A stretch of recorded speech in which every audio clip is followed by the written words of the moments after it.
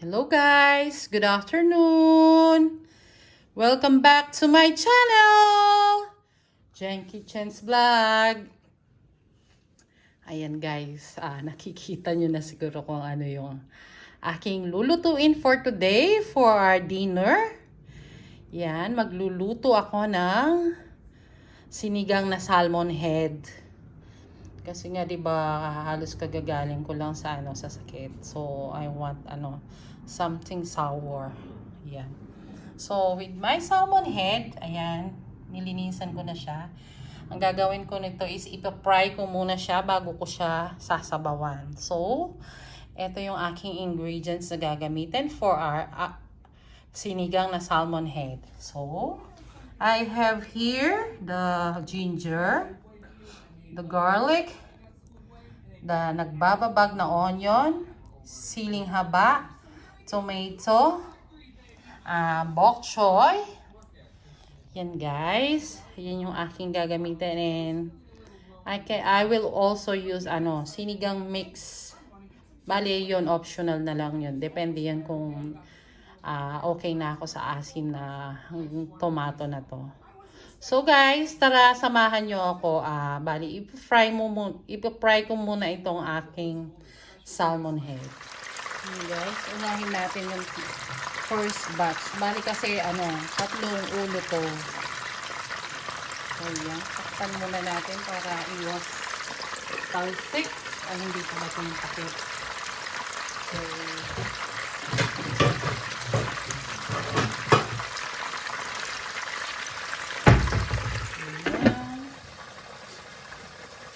balikan natin pagluto na.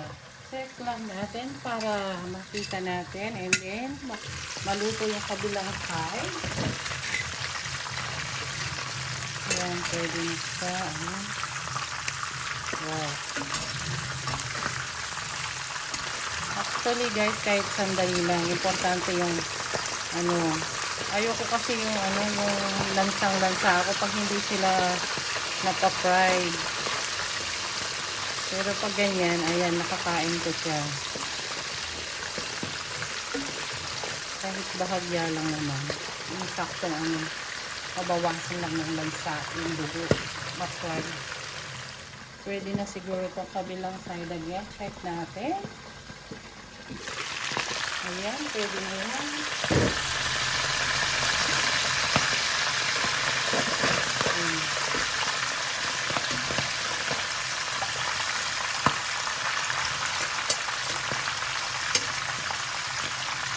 Nakakatakot.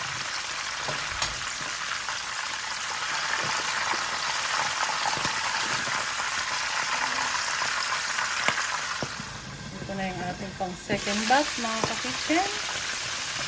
Ayan, konti pa.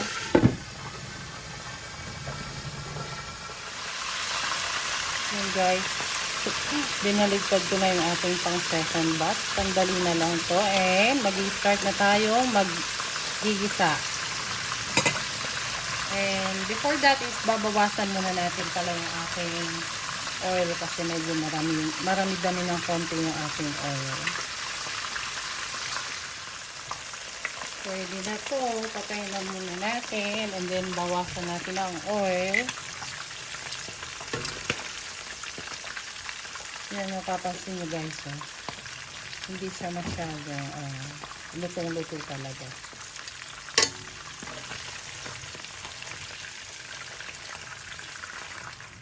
This time naman guys is uumpisahan na natin yung ating paggigisa. First is yung inuuna ko muna yung ating ginger. Hayaan muna natin siyang maluto.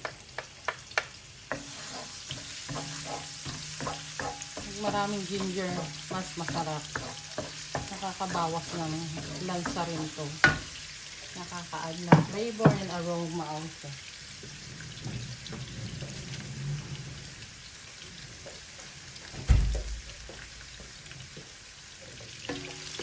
Sinunod ko na yung aking garlic kasi pwede na yung ating ginger. Luto na. Luto na yung ating garlic and ginger. Sunod na natin yung ating nagbababag na onion. Para siyang onion rings mga ka-kitchen. Wala lang, gusto ko lang siyang bilog-bilog para laging swerte.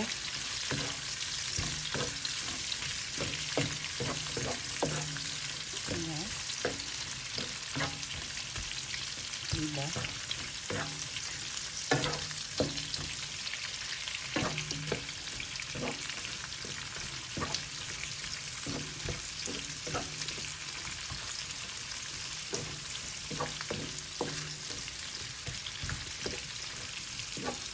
Pwede na rin sa atin isabay yung ating tomato or tomato.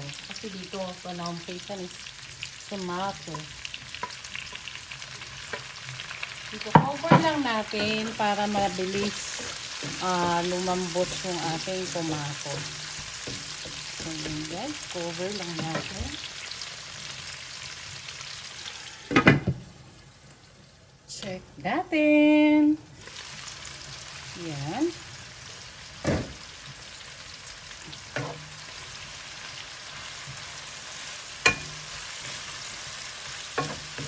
Pwede rin natin palang lagyan ng konting patis. 1 tablespoon, pwede. Pampalasa din. Ayan.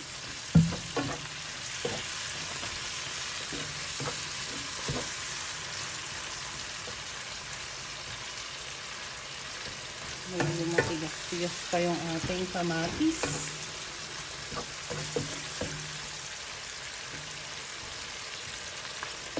Simmer natin again for another 1 minute na lang siguro.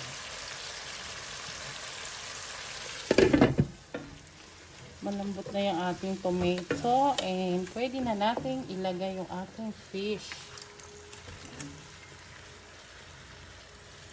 Yan.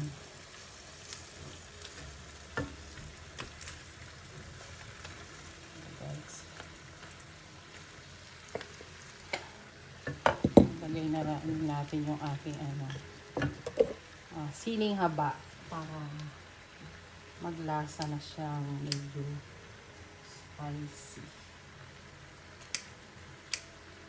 Yan. Takpan natin and simmer for 1 minute. Then, lalagyan na natin siya ng ating konting sabaw. Pwede na to. Pwede na natin lagyan ng ating sabaw.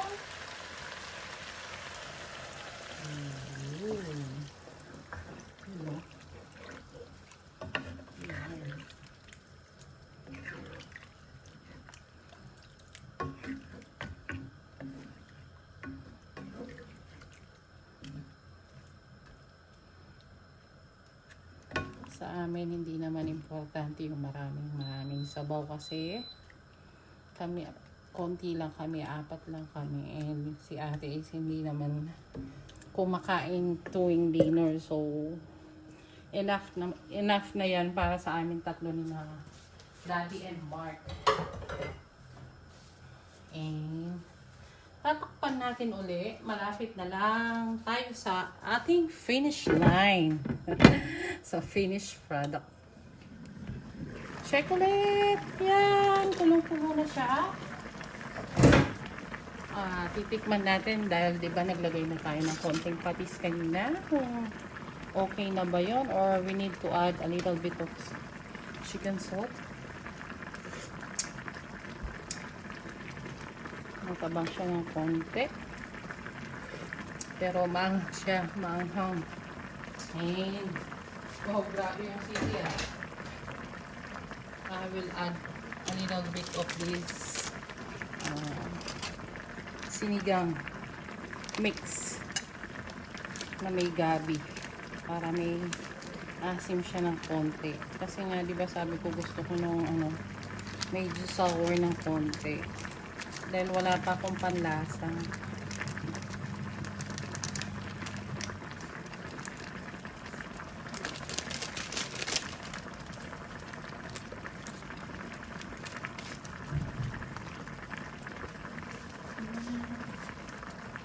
Mag-add na rin tayo ng ating chicken salt.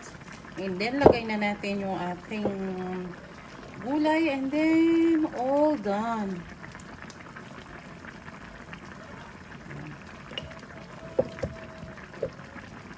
Haluin lang natin ng konti.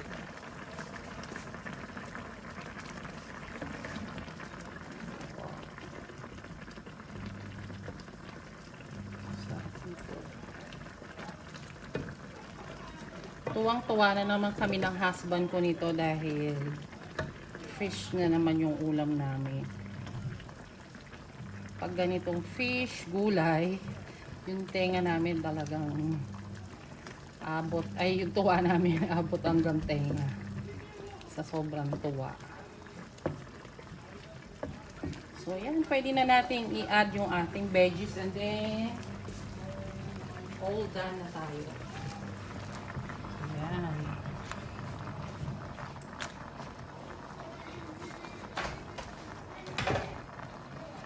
Paglang natin.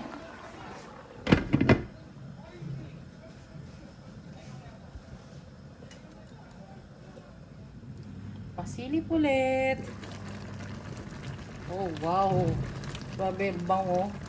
And guys, luto na yung ating sinigang na salmon head. Tikman natin siya. Tignan nyo guys, oh. Medyo malapot-lapot yung sabaw natin. Gawa, no? Nilagay natin sinigang mixed with gabi. You want to taste this one? Oh, wait ah. I'll taste it first. I'll go first.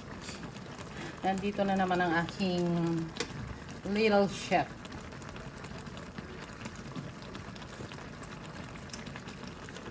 Wow. Taste mo, ha? You tell them how does it taste, okay? Okay. I'll blow it for you.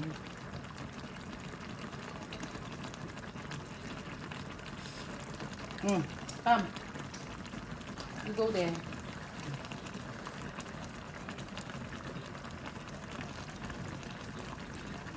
Oh. How does it taste? Yeah. Really? You like it? You want more or not? Want more? Alam ko na style mo eh. Pag nagustuhan mo, gusto mo, ulit ka eh. So guys, patry pa natin ng isa. Baka kasi ito, binubulado sa ko. Oh. How does it taste? Good. Really good? Yeah. Okay guys. So yun, meron na naman tayong masarap na dinner for tonight. Ang ating sinigang na salmon head. Ready na to. Come on guys, samahan nyo kami sa aming dinner. Diba? Sarap ng itsura niya. Thank you guys. Hope you enjoyed watching. Sa lahat pa ng hindi nakakapag-subscribe sa aking YouTube channel, wag na kayong mahiya. Mag-subscribe na kayo. Mag-like, share, and comment na rin. And click the notification bell button for my next one para updated kayo lagi. Thank you and God bless. Bye! There's a present right here, present right here, present right here. Whoa, I see a big Sinigang na salmon head. This right here better be like 4. Siguradong mapapa-extra rice na naman ng aking husband nito. Sasabihin na naman niya sa akin, To the elevator. paano ako makakapag-diet? And even Mark, narinig nyo naman, sabi niya, I want more. So yan guys, You stay right here, I'll be back. ang aming yummy dinner. Diba? What about the Xbox? Kasarap I niya. don't want the Xbox, I want the PS5. Cameron, would you like to sit in my wagon? Come on, come sit in the wagon.